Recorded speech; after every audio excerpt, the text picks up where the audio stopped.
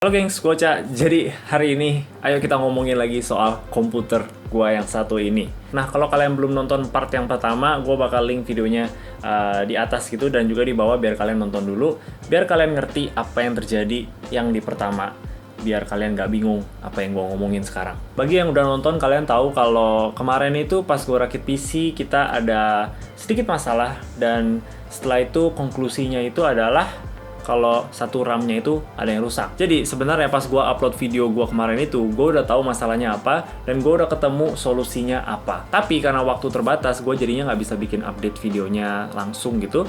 Dan juga karena gue udah janji ke kalian gue mau upload hari itu juga, jadinya gue nggak ada pilihan lain tapi untuk tetap upload. Oke, jadi inilah yang terjadi. Setelah gue selesai rekam video kemarin, gue lanjut edit video tersebut hanya pakai satu stick RAM.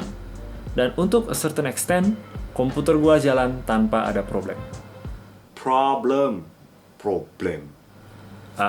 Iya, biar rima aja terakhir ya. Oke. Jadi setelah gua selesai edit video yang kemarin itu, gua liatin PC gua kayak bengong dulu. Ada apa ya? Kenapa sih bisa sampai rusak gitu? Tapi gua mikir-mikir lagi, soalnya kan awal bisa nyala tuh. Terus tiba-tiba aja nggak bisa nyala lagi. Nah, terus gua ingat apa aja yang gua lakuin setelah PC ini bisa boot. Yaitu gue langsung masuk dan gue install Windows. Setelah gue install semua drivernya semua selesai, gue langsung ke BIOS untuk overclock RAM-nya. Karena RAM itu walaupun kita beli di kecepatan 3600 MHz, itu kita nggak bakal dapet segitu unless kita masuk ke BIOS dan kita aktifin XMP-nya atau DOCP-nya. Tapi terkadang walaupun RAM-nya itu bisa menyentuh sampai 3600, nggak semua komponennya itu bisa saling support gitu. Misalnya kalau kita punya motherboard yang mungkin kurang kuat, dia paling max-nya di 3200. Nah, jadi gue lupa sebenarnya motherboard gue tuh bisa support sampai berapa. Jadi gue pergi ambil buku manual lagi, gue buka ke halaman memori untuk lihat ini bisa support sampai RAM berapa gitu. Dan di buku manualnya tertulis kalau itu bisa support sampai 4400 MHz. Tapi ada tanda kurung OC di sebelahnya, atau meaning itu adalah overclock. Jadi itu artinya kasarnya bisa support sampai 4400 MHz, tapi ada berpotensi untuk tidak stabil. Yang gue baru sadar juga, 3600 MHz itu juga ada tanda kurung OC. Ini jadinya sesuatu yang gue nggak sadar gitu, dan gue nggak cek sebelum gue beli motherboard ini. Gue cuman asumsi aja karena ini juga motherboard yang tipe baru, gue langsung pikir ini bisa support out of the box ke 3600 MHz. Jadi, abis itu gue langsung masuk ke BIOS lagi pakai satu stick RAM doang, dan gue langsung downclock ke 3200 MHz. Terus gue masukin stick RAM yang satu lagi yang gue pikir pertama itu rusak, dan voila, komputer gue bisa boot dan semuanya aman. Dan di situ gue merasa agak bodoh. Oke, jadi akhirnya gue lega dan sistem gue semua aman. Tapi gue tuh tetap pengen RAM-nya tuh bisa di 3600 MHz. Kan gue udah beli di 3600 ya. Gue pengen itu sesuai dong. Dan jujur aja gue lumayan bingung kenapa nggak stabil gitu. Apa karena RAM-nya nggak kompatibel sama sistem Ryzen? Mungkin aja, tapi masa sih? Jadi untuk kayak 2 hari gitu kayaknya. Seharian atau 2 harian gitu. Itu gue nggak otak-atik lagi. Gue biarin aja. Gue udah seneng pokoknya ini bisa jalan. Terus gue lihat ada satu orang komen di video gue, Wahyu Kurniawan. Jadi dia salah satu orang yang langsung bisa nangkep kayaknya problemnya itu apa gitu. Jadi dia suggest ke gue tuh untuk jangan pakai XMP profiles. Jadi katanya itu lumayan kurang stabil di sistemnya Ryzen. Gue emang dengernya sih XMP profiles itu lebih buat Intel. Tapi untuk Ryzen juga sebenarnya nggak apa-apa gitu. Dan karena gue pakai motherboard Asus, itu namanya tuh DOCP bukan XMP. Tapi basically mereka tuh sama. Jadi gue sekali lagi coba ambil saran dia dan gue coba naikin ke 3600 yang itu manual. Dan habis itu PC gue nggak nyala lagi. Terus gue kayak coba restart berkali-kali gitu biar at least masuk sekali biar gue bisa masuk ke BIOS. Terus gue turunin lagi ke 3200, tapi nggak ada harapan sama sekali karena gue nggak dapet signalnya. Jadinya karena gue frustasi, karena gue cobain terus dan nggak dapet sinyal, gue juga kasihan matiin nyalain. Jadinya gue pilih untuk clear CMOS dengan cara cabut baterai di motherboardnya itu. Jadi dengan kita cabut baterainya itu dan habis itu tunggu sekitar semenit gitu dan pasang lagi, motherboardnya bakal balik lagi ke factory reset kayak seperti pas kita beli. Habis itu bisa nyala dan gue masuk lagi ke BIOS dan gue overclock lagi ke 3200 dan sampai sekarang sistemnya masih stabil. Oke, jadi cukup ngomongin RAM. Gue capek dan gue yakin kalian juga capek dengerinnya. Ngomong-ngomong, ini bukan RGB ya, ini tuh lampu kayak lampu meja gitu, yang kayak lampu meja lah, lampu murahan gitu yang gue beli di Tokped. Dan gue sengaja gue taruh gini doang biar bisa kelihatan gitu. Kalau enggak, nih. Kalau enggak, kalian pasti nggak bisa lihat apa-apa karena semuanya hitam. Oke, jadi kita coba masuk ngomongin benchmark sebentar aja. Gua awalnya sih nggak pengen ngomongin benchmark karena VGA-nya juga udah hampir sebulan keluar, jadi semua hasilnya tuh udah di luar sana, dan juga kan gua pakai CPU yang udah keluaran lama gitu, jadi hasilnya juga pasti semua orang udah tahu. Tapi bakal aneh kalau gua nggak kasih lihat benchmarknya at least sedikit aja. Jadinya gua bakal kasih lihat hasil dari game-game yang gue mainin dan juga dari aplikasi benchmark biar kalian tahu ini tuh powernya seperti apa.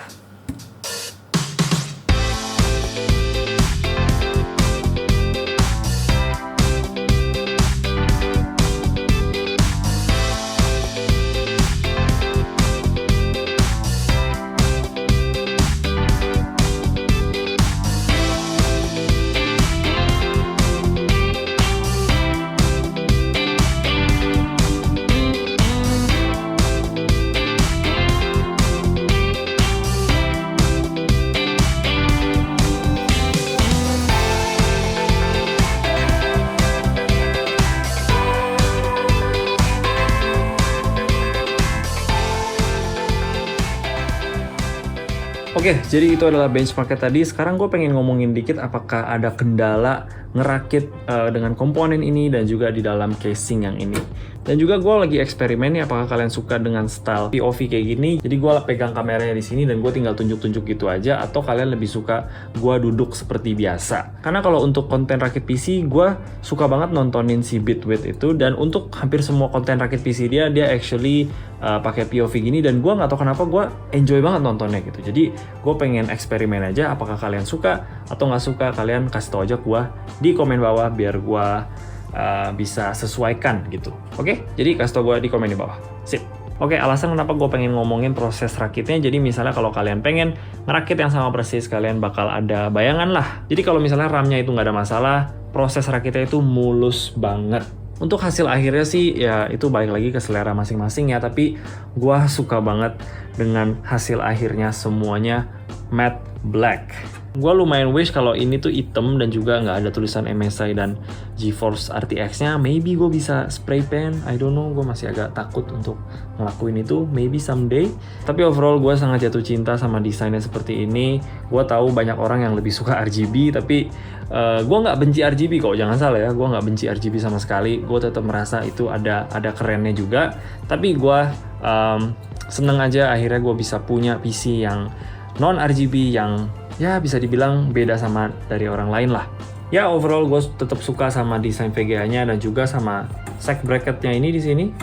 Jadi kelihatan lebih tebel, jadi kayak maco gitu ya. Dan gue juga suka banget sama desainnya Noctua ini, gila. Ini cantik banget, kayak wah gila, keren banget lah pokoknya. Gue seneng banget gue pilih yang Noctua karena gue awal pilih pengen yang Be Quiet Dark Pro Rock 4 kalau nggak salah namanya, which juga itu salah satu cooler yang menurut gue sangat cantik desainnya. Tapi ya setelah gue lihat-lihat lagi sih kayaknya ini tetap jauh lebih cantik desainnya dan lebih gagah gitu. Gila, keren banget. Untuk motherboardnya walaupun terlihat ada sedikit pink-pink gitu, tapi sebenarnya kalau kita taruh di meja gitu itu nggak terlalu kelihatan sih, karena biasa gue lihat angle-nya kan dari sini gitu, dan mostly pink-pinknya gitu tuh ketutupan sama komponen-komponen PC yang lain, jadi tetap kelihatan semuanya hitam. Nice. Kabel extensionnya juga sangat cantik ya, gue suka banget. Dan ngomong-ngomong soal kabel extension ini, kalau kalian notice, gue pertama pasang kabel yang stok itu, kabel yang datang dari power supply-nya. Karena pas gue pesen ini, gue kan pesen 2 8-pin PCIe buat ini 2 ini. Tapi orangnya salah kirim, dia malah kirim 2 buat CPU. Nah, jadi gue langsung kontak orangnya, dan orang di Tokopedia-nya juga baik banget, dia langsung kirimin gue yang baru, dan servisnya itu cepet banget, gila. Seingat gue kayaknya chat dia tuh jam 2 pagi gitu. Dan dia langsung balas, seakan-akan dia tuh lagi nungguin gue chat gitu. Lebih cepet balasnya dari pacar gue. Gue lain kali kalau kesepian, chat dia aja lah. Dia langsung kirimin ini kabelnya, dan yang dia kirimin itu lebih high quality daripada yang pertama gue pesen, karena dia bilang ini memang yang lebih mahal gitu. Dia sebagai tanda minta maaf, dia kasih gue yang lebih high quality. Jadi gila, servisnya mantep banget. Gue rekomen banget toko dia kalau kalian pengen cari kabel extension buat PC kalian. Gue bakal taruh link toko dia di bawah. Make sure kalian pakai dia, mantep banget. Oke, dan juga untuk SSD-nya, kalau kalian notice gue tuh taruhnya di slot yang di bawah, bukan slot yang di atas itu. Nah, biasanya sih lebih recommended untuk taruh di slot yang di atas, tapi gue taruh di bawah karena SSD yang gue pakai itu masih Gen 3, sedangkan yang di atas itu udah support sampai Gen 4. Jadi gue rasa sih sayang aja gue masukin Gen 3 ke dalam slot yang Gen 4. Sedangkan slot yang di bawah ini itu cuman sampai Gen 3. Jadi rencana gue tuh misalnya gue suatu hari gue pengen beli yang Gen keempat, gue masih ada slot yang kosong yang support sampai Gen 4 gitu.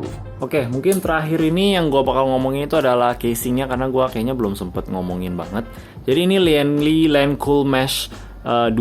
Ini di dalamnya luas banget. Ini bahkan VGA gue yang gede ini aja masih banyak ruang untuk masuk. Jadi gue yakin ini mau RTX 3090 yang Founders Edition juga bakal tetap muat gitu. Dan ini walaupun kita udah pakai cooler yang super gede, pintunya tetap bisa nutup. Oke. Untuk dalamnya ini udah bisa support motherboard sampai eATX. Jadi eATX itu adalah ATX yang lebih gede dikit, kayak extended gitu sampai ke sini. Jadi ini masih bisa support. Dan di atas bisa support sampai 240 radiator, di depannya bisa support sampai 360 radiator. Untuk pintu power supply-nya kita bisa buka kayak gini, dan di sini ada 3 pintu 3 pintu hard drive yang gua udah pakai 2 dan satu masih kosong. What? Berdebu banget. What? Oke, never mind. Ada satu hal yang gua hack di casing ini, itu adalah tali ini. Jadi gua pakai tali ini buat tarik, karena kalau nggak ada tali ini, cara bukanya itu adalah nggak bisa. Kita nggak bisa buka. Kita harus pergi di belakang sini untuk tarik, dan cuman bisa di belakang ya. Di depan tuh nggak bisa. Di atas juga nggak bisa. Cuma bisa di belakang. Baru bisa buka. Jadi lumayan ribet lah kalau gue cuman pengen buka dan nikmati apa yang di dalam gitu. Ribet banget untuk bukanya. Jadi gue selotip lagi. Jadi gue cuman selotip ini dengan pita dari gue gunting dari pita buku gitu yang gue nggak pakai. Bukunya gue pakai, cuma pitanya gue nggak pakai. Dan gue tempel aja di sini biar gue bisa tarik sekarang. Ya jadi sekarang permanen lah di sini. Walaupun mungkin terlihat agak jelek, tapi yang penting fungsional. Dan untuk di belakangnya ini juga kaca, jadi kita masih bisa lihat dalamnya. Nah, ini mungkin salah satu bisa dibilang mungkin kelemahan, karena sekarang kabelnya itu ditutupin sama besi-besi ini. Dan untuk sumpelin semua kabelnya di dalam besi ini dan besi ini juga, itu rada lumayan susah. Di dalam tuh gak gitu banyak ruang untuk kabelnya bisa kita tumpuk-tumpukin gitu. Tuh. Kita harus kerja keras banget sih untuk beresin kabel ini gitu. Jadi mungkin itu adalah salah satu kelemahan. Kita jadinya harus lebih, bukan kelemahan sih, tapi kayak kita jadinya harus lebih kerja keras aja dalam rapiin kabelnya ini. Which mungkin kalau orang males, pastinya nggak dirapiin, pastinya tinggal ditutup doang, which is not nice karena bisa kelihatan karena ini tetap kaca gitu. Dan yang di belakang ada 2 tempat SSD, dan juga ada lagi 2 di sini di pintu, dan juga ada lagi untuk di 2 sini kita bisa taruh SSD. Dan ini kita juga bisa lepas, kita bisa taruh 120 mm kipas biar suhu VGA-nya itu lebih rendah. Dan untuk di depannya ini semua mesh, kalian bisa lihat itu semuanya see-through kabel-kabelnya. Ini jadi dingin banget loh. Ini kalau nyala ya. Kalau nyala kita taruh tangan kita di situ, itu anginnya luar biasa banyak. Anginnya gede banget. Dan kita juga bisa, ini yang performance mode, fokus. Ini juga ada, di atasnya juga ada tombol ini buat kita atur fan-nya. Ini low, medium, high, dan ini auto. Dan kalau high memang dia jauh lebih dingin, anginnya lebih kenceng, tapi suaranya jadi lebih kuat. Gue biasa sih selalu di low atau medium. Ini ada reset button, ada power button, ada microphone dan headphone combo jack, ada 2 USB 3, dan juga ada slot buat USB-C yang kita actually bisa beli extensionnya gitu, tapi on default kita nggak dapet, which gue nggak apa-apa sih, gue nggak terlalu pakai. Yang penting dapet 2 ini aja udah seneng. Dan ngomong-ngomong soal USB-C, motherboard ini nggak ada USB 3.0 Pokoknya yang buat colok USB-C dari casing ke motherboardnya itu nggak ada headernya itu loh. Jadi misalnya kalau kalian punya casing yang ada USB-C-nya, kalian nggak bisa pakai motherboard ini karena nggak ada colokannya gitu. Oke, gua rasa itu aja soal ngerakit di casing ini dan juga komponen-komponen yang gue pilih. Kalau kalian pengen ikutin sama persis, kalian sekarang tahu apa kendalanya, dan so far sih sebenarnya nggak ada gitu. Kalian kasih tau ke gue aja apakah kalian suka dengan tipe POV kayak gini. Gue sih jujur aja kalau nonton kayak Bitwit atau enggak Tech Source gitu, mereka kadang bikin yang POV gini, dan gue jujur gue sangat enjoy gitu. Jadi gue pengen eksperimen aja, siapa tahu kalian suka. Tapi kalau kalian nggak suka, kalian bilang aja ke gue nggak bakal marah atau gue nggak bakal kecewa gitu. Semua itu demi bikin kontennya itu lebih menarik buat para penonton, yaitu kalian. Jadi let me know, kalau kalian nggak suka, gue bakal stop. Kalau kalian suka, gue bakal kadang-kadang adalah POV gini, tapi yang duduk juga tetap ada kok. Oke? Peace. Oke, jadi sepertinya itu aja videonya soal komputer gue ini. Akhirnya selesai juga. Definitely sebuah hal yang sangat seru, karena gue juga udah menanti-nantikan untuk upgrade PC gue dari lama, dan akhirnya tercapai juga. Dan juga thank you banget ke kalian semua yang udah ikutan semangat dalam proses ngerakit PC ini. Oke, itu aja dari gua. Kalau kalian suka video ini, boleh kasih like dan juga subscribe. Thank you yang udah nonton.